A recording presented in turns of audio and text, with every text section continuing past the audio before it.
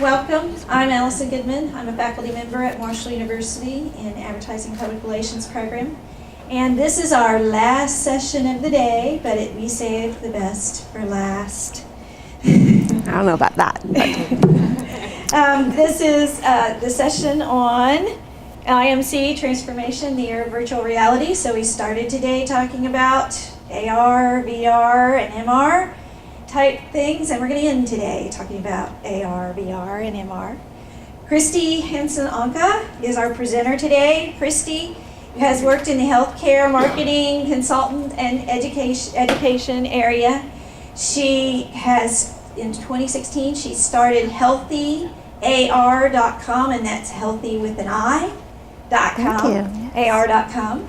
And that is a website that seeks to connect AR and VR developers with the healthcare community. She works primarily with commercial clients and businesses and training and education and using augmented reality, virtual reality, and mixed reality for things like clinical utilities and what else do I have down here? Anything to improve patient outcomes or to help doctors to better understand how to use technology, how to use prescription drugs, how to use medical type things. Did I do that pretty good? Sure, yes, very good. Okay. So please give an Integrate West Virginia last one warm welcome to Kristi Hansen. Thank you. Oh, this is great to be here. So my history with the IMC program is that I am a graduate. I went through the program and graduated in 2015. And it was fabulous. So I'd like to take you on a little story for our last session here. It's a story about why we are here talking about virtual reality. It's also a story why this doesn't work. Turn it on. Blame Google. Okay. So last year, Integrate 2016, who was there? Anyone? All right, some of you. I did a presentation called The Next Edge in Marketing, Virtual Reality. And according to my Facebook memories today, this was exactly a year ago today that I came here and presented. And it was really fun. And I know some of you didn't show up, and some of you did, so I didn't want to repeat the same thing over and over again. But I do want to talk about what we learned in that session. And we were really talking about where virtual reality and augmented reality is today. Today, everyone has a mobile phone. Everyone can access augmented reality. If you saw what happened with Pokemon Go, if you played Pokemon Go, you were playing in augmented reality. Augmented reality is bringing content into your environment so that you can see and interact with it. If you've ever used a Snapchat filter to make yourself prettier or put a funny hat on, that's augmented reality. So a lot of brands are starting to think about that when it comes to mobile phone usage. For mobile virtual reality, our phones, it's weird having somebody take pictures the whole time. Our phones are capable of limited 3 degrees of movement, mobile phone virtual reality, with the use of Google Cardboard. Google Cardboard came out when there was a lot of hubbub about Oculus Rift being acquired by Facebook for $2 billion, a very expensive headset. And guess what Google said? Google said we could do the same thing for cardboard. It's pretty innovative, pretty cool. And the neat thing is that brands can actually put their logos, their design, their look and feel on these cardboards. So mobile AR and VR is accessible today. Now, do a lot of people use it? Do they know to use it? Do they get a cardboard? Not necessarily, but at least it is accessible. Then we move on to high-end virtual reality headsets. And those are like the Oculus Rift, which we demoed yesterday. I don't know if you guys, any of you came to the demo. Okay, so that is where we can actually move around in the environment. And we didn't do a lot of this yesterday, but you can use your hands in the environment and you can do things. And virtual reality is really where you are transported into another world. You're transported into another scene, another experience, something that maybe you would never go and experience in real life.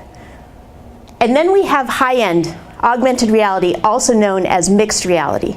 And mixed reality is seeing its promise through Microsoft's foray into using the HoloLens. If you've ever seen anything about HoloLens, you know that it brings that mobile augmented reality experience, so the idea of the Pokemon Go, but brings it into a headset so that you can walk around your living room and see things in your own environment. So that's what we talked about last time. I also showed demos, or videos I should say, of how brands were using this technology, such as Merrill. Merrill had wanted to launch a new boot at the Sundance Film Festival, so they created a whole environment in which you could walk or hike to the top of a mountain and experience some of the treachery of doing that. And it was a really cool experience, and that was one of the examples that we looked at. And this is Microsoft HoloLens, again, bringing that content into your world. Experience it with each other.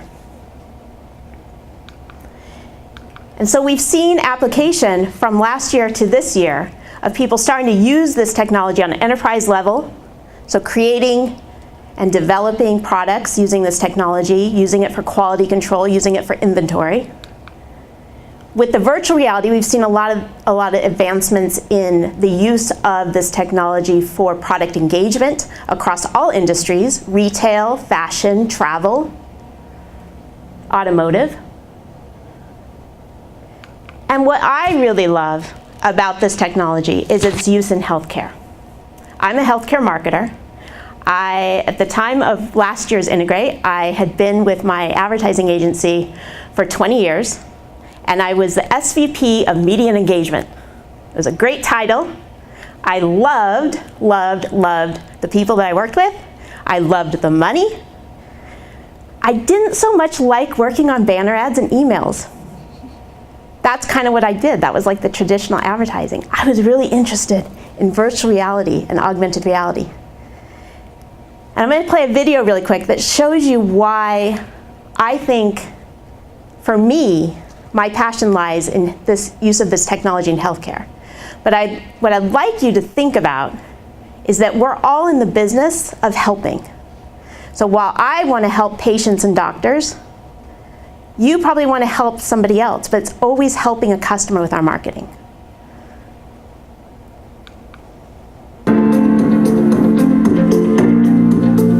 The work that we do here at Children's Hospital is to serve the patients and the families that walk through our door. And we take care of children with all different sorts of diseases. My particular specialty is taking care of children with sickle cell disease. Sickle cell disease is characterized by acute on chronic episodes of intense pain. It's the hallmark symptom of sickle cell disease is pain. I'm living with sickle cell, and that's not an easy disease. Right now we're conducting a pilot research study looking at the use of virtual reality technology as an adjunctive measure for our patients when they come in with a painful episode. So when a child is here in the hospital and they're admitted with a pain episode, we approach them to see if they're interested in this. And we come to their bedside and we do a VR session with them. They give me a call, and I show up with headset and software for them, and I meet them at bedside, and they get to do a underwater experience where they put the goggles on. It makes them feel like they're in the ocean scuba diving. It's very gentle and safe, and kids and patients get to interact with whales and dolphins, and basically get to have an escape from their hospital experience. It's really an amazing experience because you're wearing this headset and you're looking around and you're looking up towards the top of the ocean, or you're looking down towards the bottom and you're seeing a sunken treasure. So it's very much an interactive experience for them, and an immersive one, both from a visual and an auditory standpoint. Hi! It's not like your typical video game. It's soothing. It takes away all negativity and whoops its butt. Universally, the kids have loved this. They ask for it every time they come back in. They say, hey, can we have the VR guy come back? So number one, they're definitely loving it. And number two, some of the preliminary results that we are seeing do indicate that it in fact is having an impact on their experience of pain. So we're really encouraged. I've watched patients who could barely sit up and say hello to me put on the headset and feel energized and confident and able to move around, and it's amazing to see that effect. I think that virtual reality technology has the potential to transform pain management, truthfully transform it in a way that allows patients another tool in their armamentarium in addition to medications. Medications come with a whole host of side effects that are unfavorable and undesirable. VR does not. It just calms you down. It just calms your body down. It's like a medicine that you don't have to swallow. So if we have this as a tool and it's effective in helping people deal with their pain or cope with their pain, that's incredible. When I put on the mask and the headset, I forget everything that I'm worrying about and just worry about getting better. Like, it brings me back to my real main focus, which is trying to get me better and trying to get me back home. Here at Children's Hospital Oakland, we have a very long and rich history of serving patients who are living with sickle cell disease. But I think that one of the things I'm most excited about is potential other applications here in the hospital. And I really hope that we're able to grow this program here at Children's Hospital Oakland and become one of the national leaders in the use of VR technology within our hospital to serve our patients. Finding adjunctive pain therapies and alternative solutions to help patients is an important part of their mission, and being invited to participate in that is a really great thing. I think that virtual reality is going to help relieve pain and stress for sickle cell patients, maybe even other patients, because I've tried it and it's helping me right now. Okay, so pretty powerful stuff. I mean, that's just one of thousands of stories of developers that are working with their skill sets for good. So I was inspired. Like, this is why I got up and went into the office and did my job. But in the sidelines, downtime, I was searching for all of this kind of content. It was really hard to find. And then I realized that if I really wanted to be in this industry, if I really wanted to focus on AR and VR, I needed to make a very big decision. And that was to quit my job. So I decided to take the leap. I didn't have anything else lined up. I just knew I wanted to dive into AR and VR for healthcare. It was that simple. Now, I had been at the agency a very long time. I had a lot of contacts. I felt like I knew what I was doing. I had gotten my IMC degree, so I obviously had the skills to move, but it's still very scary. And we've heard a lot about passion and following your passion and being passionate about what you do. And I said, that's my guiding light. That's my North Star. So I did. I launched a website. The website is healthyar.com. It curates and connects all of the developers and hospitals and healthcare professionals and patients that are creating and developing all of this content in virtual reality into one centralized location. This was my own content marketing strategy. If I wanted to be the leader in AR and VR for healthcare, I was going to be the leader. So I was creating my own path when there wasn't really a path. I don't know anything about developing AR. I don't know anything about developing any of this, but I do know healthcare and I know people. So I decided to do that. And then I said, now what? I launched a website, thank God for Google, YouTube, Google, oh my gosh. To get traffic, I had to invest a little, but I did concentrate on the content, concentrate on keywords, concentrate on what people were searching, and tried to think, what would I want to read if I was interested? Trying to find my tribe, in other words.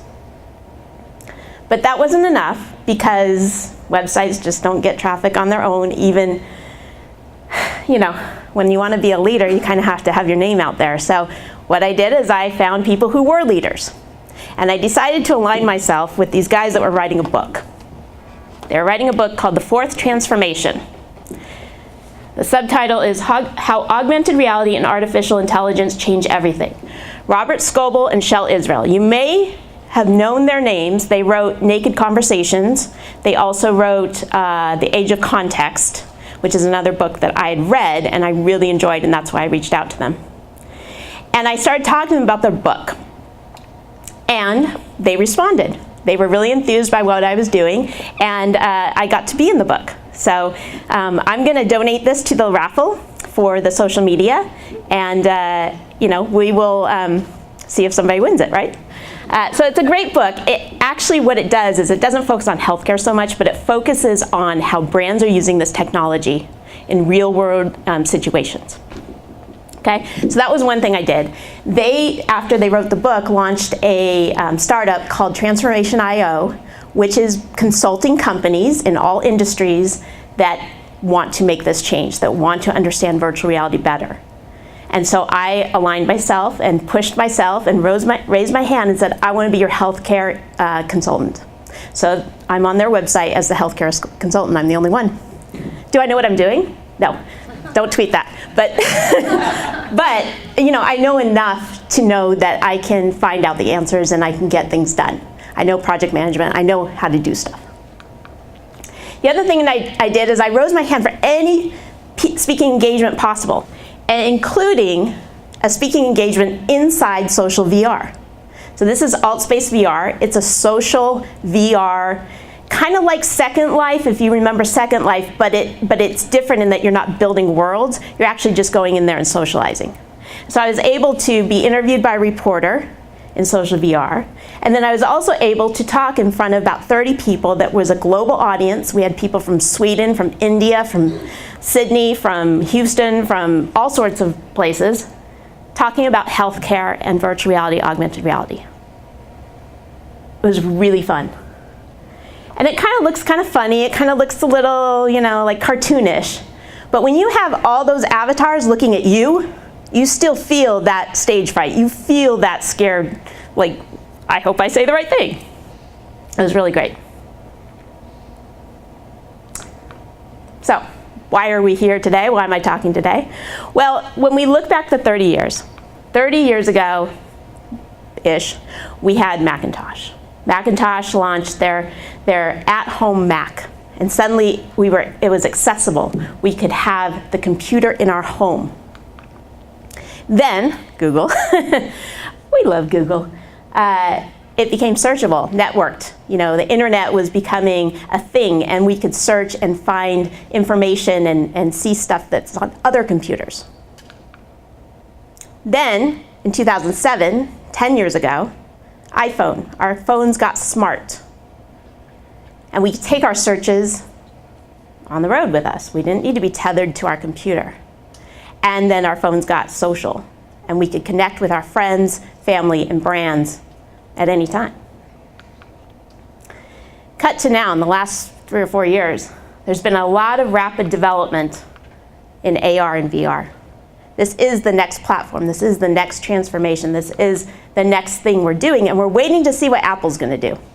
Because all the big players are focusing on this, but Apple's going to unveil their new iPhone 10-year anniversary edition, I guess, this year. There's rumors that it's going to have a lot of great augmented reality features. So we're waiting to see, because the important thing is, as marketers, is that we're not creating content that nobody can understand or experience, but we also need to think about how are we going to create that content. And so Chad and Matthew asked me to create a course. It's called, what is it called? AR, augmented and virtual reality in IMC. Well, that's pretty easy. It's IMC 693. Now, had I ever created a course before? No. But I raised my hand. Yep, I'll do it. And it was, kudos to those that do it all the time. It was really, really eye-opening to me on how to do it. But I wanted to do it in a way that really grounded students in the fundamentals of marketing and didn't treat this as another platform that was just something to put ads on. Because, guys, this is not the vision. This would be crazy. In 10 years, if this is what's happening with our augmented reality glasses, then I would be really sad. Because I don't want to be fed banner ads and fancy billboards and things. It's just too much. I want to be loved by my brands.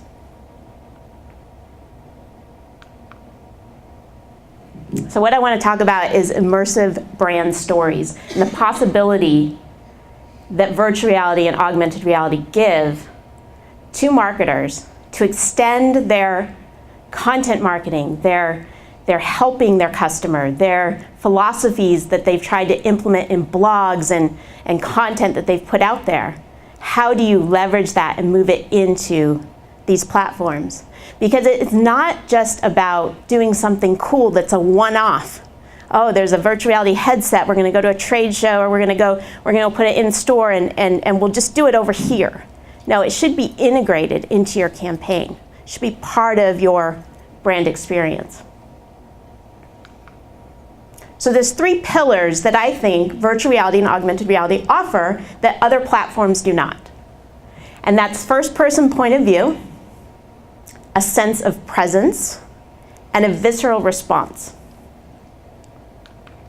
Let's talk about first-person point of view. First-person point of view evokes the empathy, exploration, emotional investment.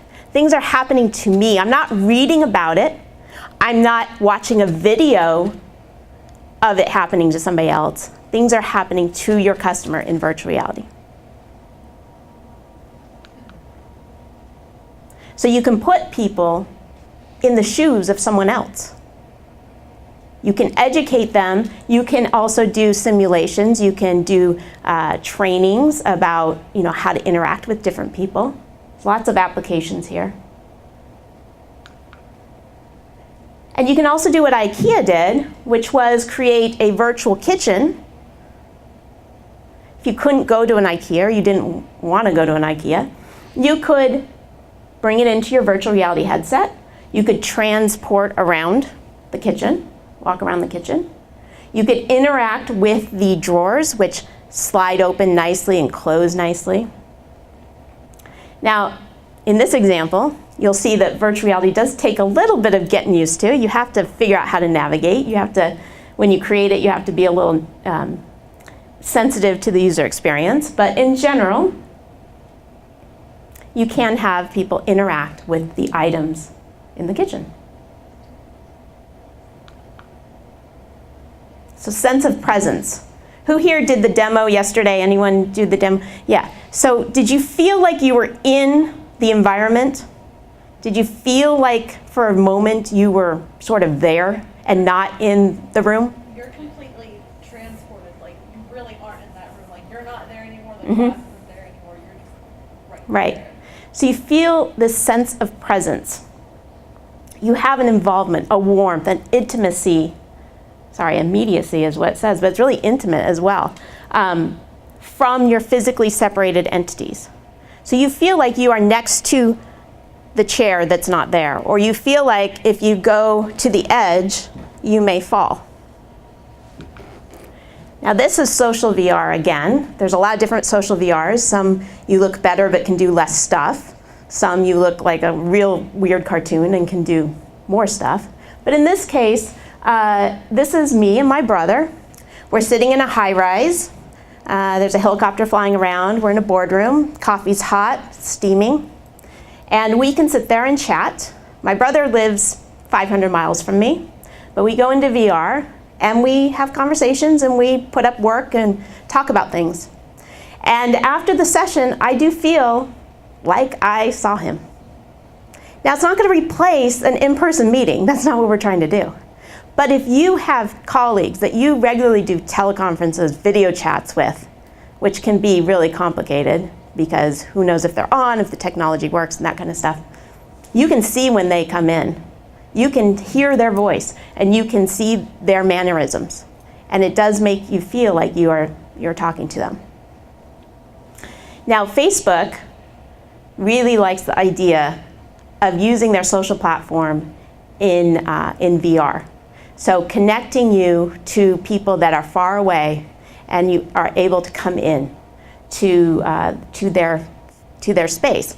So they launched Facebook Spaces. And I'll play you a promotional video.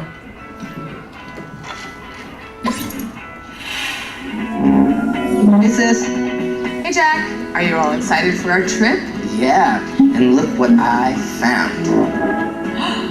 This is so cool. Is this the same spot we're going to? I hope so. And look, I think that's where we're taking the boat tour. Oh, I love it. Look, I'm gonna go chat with Melissa, but you're setting up the party room, right? Yeah, I got it. Great. See you later, Jack. All right, see you later. Bye. Hey girl, guess what? What? I got the apartment. Wow, nice. Look at your balcony. I know, it's amazing. No roommates. I have it all planned out. The lucky blue couch. Yes. This table with this floor.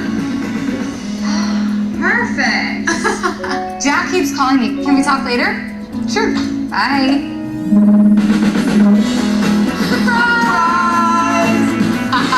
Happy birthday! Thanks, you guys. No, stop. Okay, hold this balloon. You know we gotta do it. Birthday cell. Oh my god. Don't forget your birthday hat. Good one. So cute. Okay, so who thinks they'd want to try that someday? Okay, right. See, you look kind of cartoonish, yes. It's not perfect. None of this is perfect. That's the beauty of it. It's Wild West. Everybody's experimenting. I saw this, I said, this is exciting. I went in, called my best friend, woke her up, said, hey, you're in VR. So you can FaceTime in VR. She was, like a real person in FaceTime, and I was an avatar. And we had a conversation. Yeah, I don't know if she'd be happy with me using this photo, but yeah, it's really interesting how you feel so sense of presence in VR. In fact, sometimes, we have to be careful, right? We have to be careful with how it feels. Oh, shit.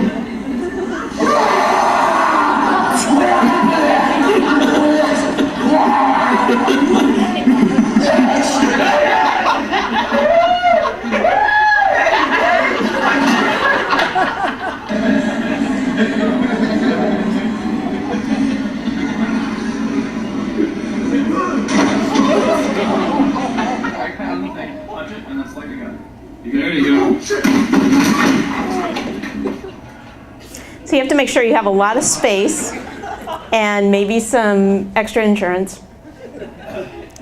But sense of presence, this video kind of leads to the next thing, which is that visceral response. And so this is relating to that deep, and it's intimate, and it's an inward feeling rather than your intellect.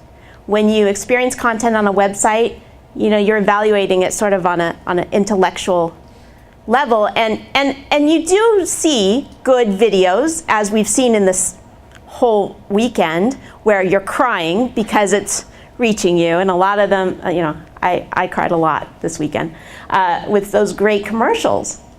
So you do see that, but in general, for most content, you are experiencing an intellectual level. But virtual reality allows things to really feel like they're happening to you. So this is